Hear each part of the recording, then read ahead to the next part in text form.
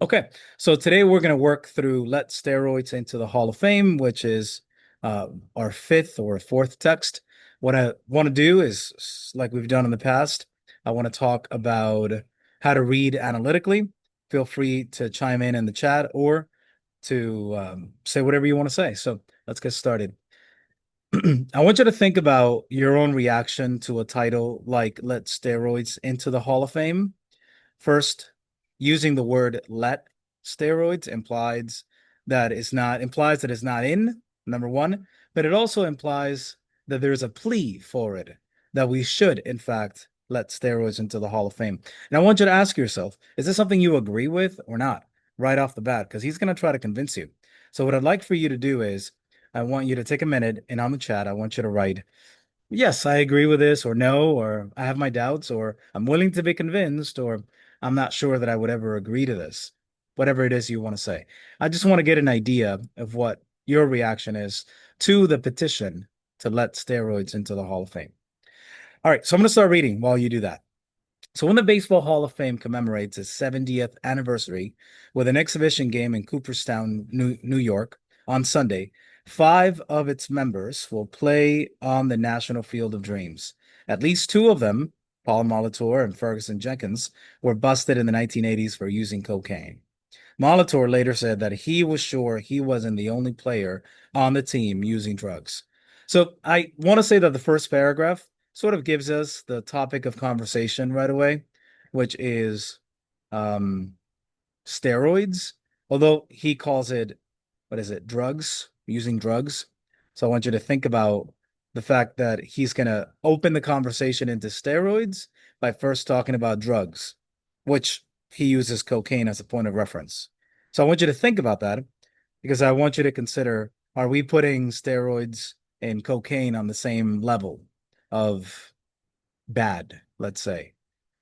Just start thinking about those things because he, the writer, is thinking about the way his audience will react to this, right? So, given that now, so here's what I wrote here is that drug use has always existed in baseball, which is what he's trying to establish. That whether it's in a legitimate form, well, legitimate in his standards, steroids, or illegitimate form, cocaine, um, drug usage has often been a coping mechanism for athletes. I don't want to say just for baseball players, but for athletes all around. I think that's part of the argument he's going to be making, right? So the question then becomes if players are going to cope with stress and difficulty, if athletes are going to cope with drug usage, why not legitimize some of them like steroids? That seems to me that seems to me the argument he will be making in the future just by reading the first paragraph. Okay, so given what we know now about baseball's drug habit, the remark sounds quaint. This week's report that Sammy Sosa tested positive for performance enhancing drugs in 2003 is only the latest in a long string of revelations. So think about his phrasing, performance enhancing drugs. I know that's what they're called, but does it not sound a little bit better, a little more palatable, more positive to say that than to say steroids? Am I wrong here? Am I the only one that thinks that performance enhancing drugs sounds a little bit better? I mean, these are all positive terms. Performance enhancing. It doesn't say performance, I don't know, diminishing. It's definitely a positive turn, a phrase on what we already stigmatize steroids. Okay. This week's report. Right. Barry Bonds, Roger Clemens, Alex Rodriguez, Manny Ramirez, Mark McGuire. What great players haven't been linked to drug use? So he's asking a rhetorical question, but in the process, letting you know that most of the great players of all time have been linked in some way to, well, he keeps saying drug use, but I think he means something in the field of steroids. All right. So as I go, I'm going to keep checking some of the comments. Somebody posts, being open minded is important, but still, I think you need talent to reach that level, regardless of steroids. Some would argue that steroids can't give you the talent, they can only enhance the performance of the talent. It's not like if I took steroids and grab a baseball bat, I suddenly become right, Clemente. You're right. So that's something to think about. What the role of steroids in athlete in sports might be. So I appreciate that comment. Let's keep going. So, since the dawn of baseball, players have used whatever substances they believed would help them perform better. So, I want to underline that right away because this is going to be a warrant for his argument. All arguments have a warrant, right? So, what we mean is the reason why our ultimate argument makes sense is because it's standing on a platform of logic, right? So, the reason why it's good to legitimize X, Y, or Z is because we believe that X, Y, or Z is good for humanity. So that would be a premise to an argument, whatever the argument might be.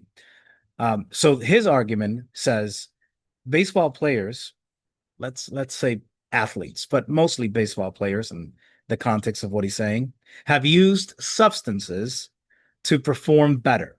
I think we all think about sports that maybe we've played in high school or in college, and we've all used something, right? Some things are just simple little house remedies. We've all used something to perform better the next day, or to perform better, or to recover faster, right? I mean, we've injured ourselves, gone to the doctor, and the doctor tells you to do X, Y, or Z. There is a way in which we've all used something. Okay, so I'm not saying that something equates steroids, but he is going to say we all athletes tend to rely on something to perform better. Why not legitimize some of that something like steroids? That's the ultimate argument he's going to be making. Okay, so heal faster, relax during long and stressful seasons. As far back as 1889, the pitcher Pud Galvin ingested monkey testosterone, which this is like ludicrous, right? Probably true. I've never looked it up, but it's definitely very hyperbolic. And I would underline that and I call it hyperbole.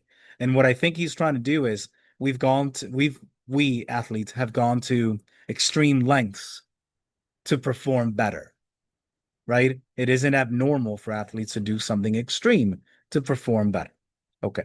So during Prohibition, Grover Cleveland Alexander, also a pitcher, calmed his nerves with federally banned alcohol. So just keep that in mind that at this time period, alcohol was consumption was banned. So technically he was breaking the law. I guess we might say that a baseball player who drinks to calm his nerves every so often, I don't think that we would look down on this person as severely as we would if we found out that he was doing steroids. Am I right? Am I doing a, are you feeling what I'm feeling? Or I feel like there are certain things that are more stigmatized than others, right? Yeah, okay. So, and no less an expert than Bill Veeck, who owns several major league teams, said that Alexander was a better pitcher drunk than sober. I think he's going for humor, right? I don't think anyone's really claiming that you're a better pitcher drunk. Although maybe you are. I don't know. Who knows? In 1961, during his home run race with Roger Maris, Mickey Mantle developed a sudden abscess that kept him on the bench. It came from an infected needle used by Max Jacobson, a quack who injected Mantle with a home brew containing steroids and speed. In his autobiography, Hank Aaron admitted once taking the amphetamine tablet during the game. The Pirates' John Milner. Now, I know he's throwing a lot of names your way, but this is on purpose. What he's trying to do is give you small, not brief, but like snippet anecdotes so that you know that his point is valid. His point being that since the dawn of time, the baseball players have used whatever substances they believed would help them perform better. You don't believe me? Let me give you a ton of examples. This guy and this other guy and this other guy and this other guy. You see? He's giving you a lot of micro examples so that he can demonstrate his points. All right. So the Pirates' John Milner testified at a drug dealer's trial that his teammate, Willie Mays, kept ret juice, a liquid form of speed, in his locker. Mays denied it. After he retired, Sandy Koufax admitted that he was often half high on the mound from drugs that he took from his ailing left arm. So he's already introducing this idea of drugs as a way of coping with injury. So I would underline that because that's going to be part of his argument as well later on. Good arguments don't come out of nowhere. They leave little traces at the beginning that later can form into something more substantial. And that's what he's doing right now. Okay, so for decades, Baseball beat writers, the Hall of Fame's designated electoral college, shielded the players from scrutiny. I'm going to check the chat because somebody posted something.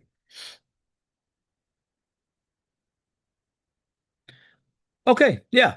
I appreciate that comment too. Somebody posted that they feel that using steroids would be like cheating. I can see that. I can see the value of that statement. I want you to think about that, and I want you to comment in the chat. Anybody, do you feel like it would be cheating? Cheating. It is a performance enhancing thing, so as not to call it a drug. But ask yourself, would it be cheating? And I guess the question is, what kind of cheating is it allowed? Right? I don't know if you remember swimmer, not Michael Phelps, the other guy with the grills that he was like popular for a little while, but I totally forgot his name. In the Olympics, Lock something Lockney. There we go. That guy. He was in one of the Olympic races. He was using a full body suit that made him more, but just made him faster, right? Like that's what the suit was designed to do. And I think it got banned. I think he got in trouble for it. Um, but you got to ask yourself, is that really cheating? Swimmers, they usually shave their arms, their legs. I remember I was in swimming and water polo all of high school, and it's supposed to make you a little bit faster. But we'd also consider this a kind of cheating. Whenever you take certain measures to improve your performance, where's the line of cheating? That's really what I'm asking. All right. And I'm not being facetious. I'm just asking. So, with the internet and exposés by two former baseball ball players, Jim Bouton and Jose Canseco, allowed fans to see what was really happening, the baseball writers were revealed as dupes and stooges. In a rage, they formed a posse to drive the drug users out of the game. So he's kind of giving you a paragraph of context explaining how steroids became so shunned, right? Like the writers were like, oh my God, we had no idea this was happening, right? And they started condemning the baseball players, but everybody knew what was going on. It's just that when it became public knowledge, now it wasn't pretty anymore to talk about it. But today's superstars have lawyers and a union. They know how to use the news media, and they have plenty of money. The only way to punish them is to deny them a place in Cooperstown. He means the Hall of Fame. The punishment has already been visited on Mark McGuire and many more on deck. So again, remember, that's the question here. Let steroids into the Hall of Fame, not just steroids into baseball, because he's implying we didn't pick up on this at first, but he's implying by the title steroids are already in baseball. What we're saying is let him into the Hall of Fame. Why? If you legalize the use of steroids in a certain controlled fashion, in some way, I don't know, then maybe the players wouldn't have to hide and suffer injuries or suffer being shunned from the Hall of Fame if they were ever to be uh, um, recommended for it. So that's really the issue here, the Hall of Fame. I want you to look at this picture. We haven't done a lot of this, but I think it's important to also analyze cartoons. When they give us these cartoons, they are the people creating it are trying to deliver a message. What do you see just in this cartoon? What do you see in this political cartoon? He talked about red juice and steroids and pills and clearly high, right? That's what he's saying here. Although what would be the implication of this? What is the implication? What do you think? Is it that everyone knows? Like, this like advertising? Is this part of the game and everybody knows? Is that what it means? Is it obvious? Is that everybody knows? Is he implying that we're all in some way participant in this, even though we're not playing sports? So I'm looking at a comment right now comparing the drugs in both the academic use and the sports. I can see that. When you say academic, you mean like because it is a paper, or you mean academic in what sense? I'll keep going if you would want to say it, but I know you put it in the chat and then we'll get back to that question. So that's okay. So he's answering this idea of not being allowed into the Hall of Fame. So he says, this makes no sense. On any given day, the stands are packed with youngsters on Adderall. Ah, now we know what he says, right? What is he implying? Somebody say it for me. What is he implying between this line and this political cartoon? What is he implying? What do you think? What do you think? I'll start the sentence for you. Why are we judging baseball players for relying on performance enhancing drugs when, say when we say it? I know you want to say it, Jose. I see you. You want to say it. When we're already using performance enhancing drugs. I'm not going to ask you to raise your hands, but I'm sure you knew somebody in high school who might have been taking something because they needed it, because it was prescribed and so on. But well, maybe that's the difference here. Maybe that's the big difference of this conversation, that these things were prescribed by a doctor, while steroids are not prescribed by a, well, they are prescribed by somebody, but they're not legally prescribed by a doctor, right? So maybe that's the difference, legalization. Maybe that makes it better. Let me ask you a better question. If something becomes legal, is it immediately right? Does legality create morality, or does morality create legality? Because we've gone back and forth on alcohol and on smoking. So sometimes it's hard to tell if morality comes first or if legality comes first. Think about that as we keep reading. On any given day, the stands are packed. I read that. Stimulants used to treat attention deficit hyperactivity disorder. College students who use Provigil, an anti-narcolepsy drug, as a study aid. The guy who sings the national anthem is probably taking beta blockers to calm his stage fright, like it or not. And here's the big sentence that he's saying. So I'd like you to underline it. Chemical enhancement is here to stay. It's kind of a big deal. Chemical enhancement is here to stay, implying that everyone on the stands is already using it. That's what that means. There are people on the stands already using some form of chemical enhancement, even if not steroids. So what's the big deal if they use it on the field? That's the question. And it is as much part of the national game as 550 hot dogs, free agency, and Tommy John elbow surgeries. So he's going to address a counter argument right now. Purists, the people who say, actually, the ones of you who said it's cheating. Purists say that steroids alter the game. But since the hall opened its doors, baseball has never stopped changing. Batters now wear body padding and helmets. The pitcher's mound has risen and fallen. I mean, we can say the same thing about basketball, right? The shot clock changed the entire game. How fast they've become, how tall they've become. The game has kept changing. Same thing for baseball. You guys know that if you've seen a baseball game in the last couple of years, you've seen a pitch clock. They're faster and, dare I say it, better. Okay? So the implication is if the game keeps changing, why can we include steroids? The purists say that it changes the game, but the game is changing, right? Pitchers are using different equipment to improve the performance. It's not just their bodies anymore throwing home run after home run. Now it's also their equipment that is better, that allows them to do the feats that before were more difficult. So expansion has altered the game's geography, his demographic, demography, his demography has changed beyond recognition. Babe Ruth never faced a black pitcher. As Chris Rock put it, Ruth's record consisted of 714 affirmative action home runs. This doesn't diminish Ruth's accomplishment, but it puts it into context. I think he's now saying what I was alluding to a few minutes ago. The game has changed in many ways. So if the game is changing, why can't steroids also be part of that change? Is anyone somewhat convinced so far? I'm not trying to convince you. I don't care about steroids in the Hall of Fame or not. I don't have a horse in this race. But I want to see if his rhetorical strategies are working on you. Okay? So if at the end you would be kind to say, "You know what? I'm a little more convinced than I was before," then I'd love to hear that from you in the chat. Okay? Okay. And you can send it privately if you don't want people to know.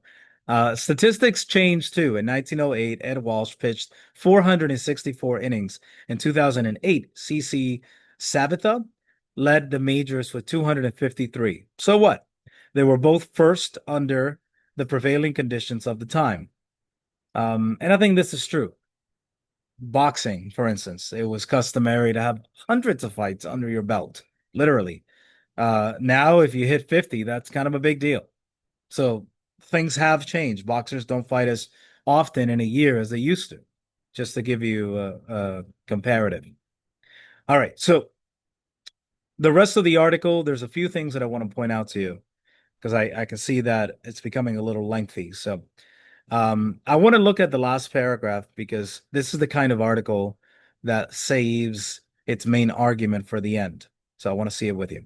The Baseball Hall of Fame, which started as a local tourist attraction and a major league publicity stunt, by which he's saying it's it's not heaven that we're letting them into. All right. This is a thing that recognizes good players, and that's it. It's not heaven that we're allowing them entrance into. Does that make sense? Do you see how he's trying to undermine what we might think is the Baseball Hall of Fame, right? Like, let's not go beyond what it is. It's just a place where we recognize good players, right? Don't make it morally unattainable. It's not a church, okay? Has since become a national field of dreams and now a battlefield. If it, the Baseball Hall of Fame, if it surrenders to the moralists, which he's been arguing against, but now he calls them by name. He's called them purists earlier.